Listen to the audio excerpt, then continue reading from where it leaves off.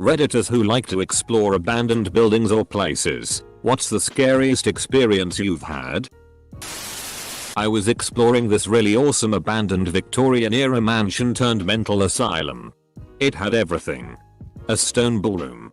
Indoor fountain. Huge staircase at the entrance that looked straight out of Resident Evil. A tower. Patient rooms. The works. What made it even cooler was that I had stumbled into the place totally by accident. I had been exploring a nearby building on a whim, and as it turned out it connected to the mansion. I had been in there for at least an hour. Maybe more. And I only had a few rooms left to explore.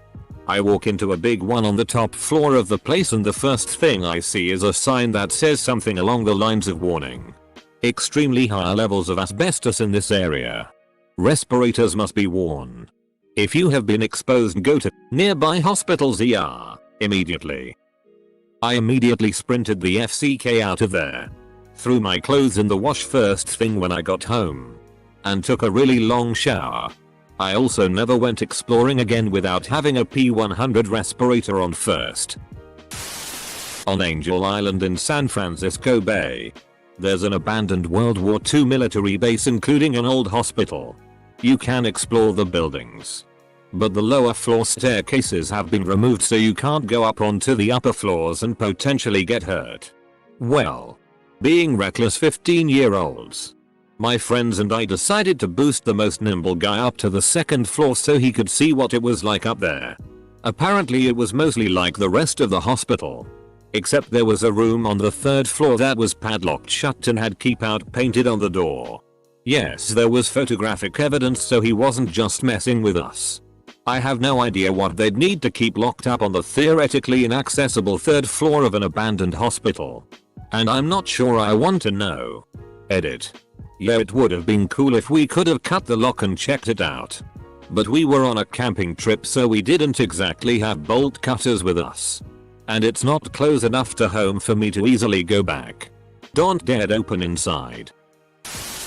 There's an old abandoned mental asylum near where I live, which is pretty creepy.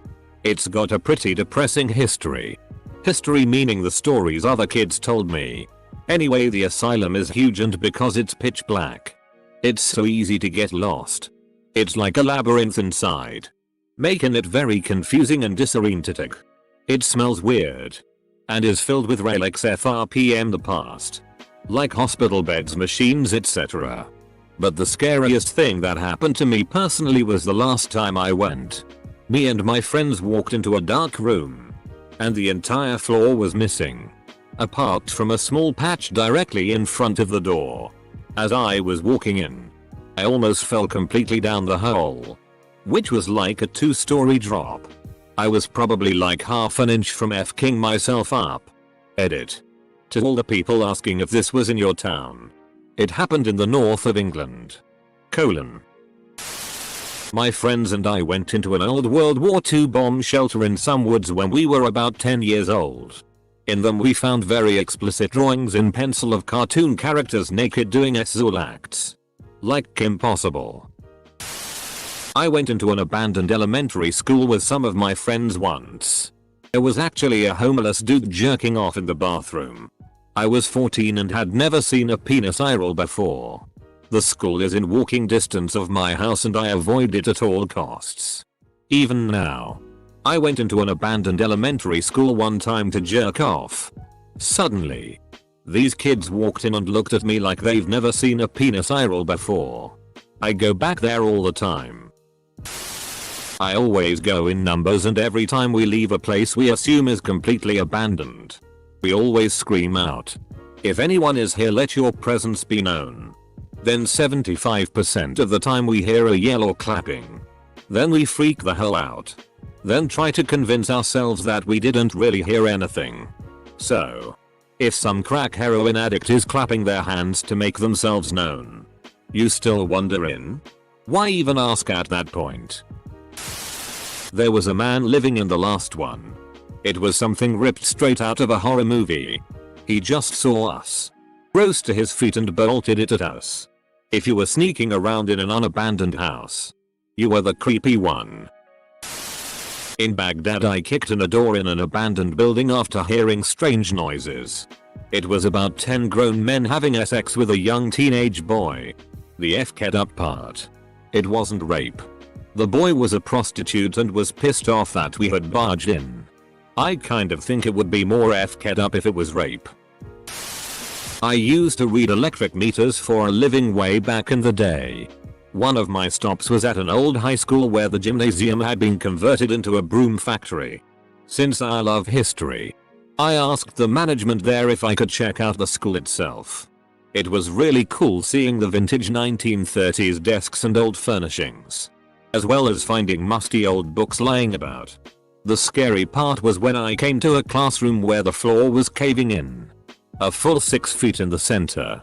And all the furnishings had slid into the middle with a sagging. It wasn't really scary until I felt the floor tremble beneath my feet and heard boards cracking. And I never entered it from the hallway. A guy with a shotgun camped out by my car, and when I came back he told me he had called the law on me for trespassing. He let me go, though. He just told me not to come back during hunting season because he almost shot me. Summer of 1992 we were exploring the old abandoned airport hangars at Republic Airport on Long Island. The hangars are no longer there. One night we were exploring and at some point a pickup truck drives right near us, which freaked us out, as it was desolate. So we take off. We return a few days later and everything is roped off. And we see signs for toxic waste dump site. Or something along those lines. That's not the freaky part. Here's the freaky part. Right around the same time, Joel Rifkin, the serial killer, gets caught. He was caught with dead bodies in his vehicle. His vehicle was a pickup truck. He had been dumping bodies at the abandoned airport hangar. We probably came within a few feet of the dead bodies, as we had explored most of the hangar. Still freaks me out thinking it was probably his pickup truck we had seen that night, with dead bodies in tow. Broke into an old gas station and convenience store that had been shut down for years. It was a store that also had a living space above it, since it had been closed down for years, and plans for demolition were about to proceed. Me and my friends figured there would be nobody there. We got inside, looked around for a bit, then went upstairs. At the top of the stairs is the kitchen. And on the kitchen counter we saw cooked chicken that was slightly eaten that couldn't have been a couple days old. Didn't even bother with the other rooms and got out ASAP. On mobile and don't want to type out my scary one. So here's my most amusing one. At one place we went to, it had zero graffiti. Except for one thing in the upstairs. On one wall, painted in giant letters, "Death cannot contain Vincent Price." Why did I think it was a good idea to check this thread right before going to sleep? This was in the attic of a building my friend's family owned that once belonged to Al Capone. But I once followed around a shadow person thinking that it was my friend until I realized he was downstairs and was in another room the whole time. I have never been as freaked out as I was when I heard his voice downstairs. Still refuse to go back up there. Well, there is this one old house that is abandoned near me. Me and my girlfriend go to explore it. It's in the winter in Maine and it gets dark fast. We got there around 4 PM and it was already starting to get dark. So we started going and stuff, and naturally I had to act as if I heard something to mess with her. I would throw rocks or lightly kick things just to make a loud noise. Eventually we stumbled upon some dead animals. Some were really old and some just had chunks of meat out. Then a rock actually was thrown near us. She was to the left of me and the rock went over me right shoulder. She thought I had done it again, but in reality I didn't. By this time we could barely see in the house. She thought it was just me playing another trick. She finally let us go out. Did I mention the only way in was through this concrete tunnel that was about 40 feet long and it was about 4 feet wide? This one time when exploring an old Soviet bunker I felt woozy and fell asleep. And I dreamt that I was up-head multiple times. Then I woke up real hungover. In a bad part of town with my trousers and pants missing. And my ass was real sore. What the? Must be a gas leak. The pipes at my uncle's house were bad. And I used to pass out and sleepwalk my way out of my pants all the time. Same anus pain too. But that's just the sleepwalking fairy's way of telling you it's time to wake up.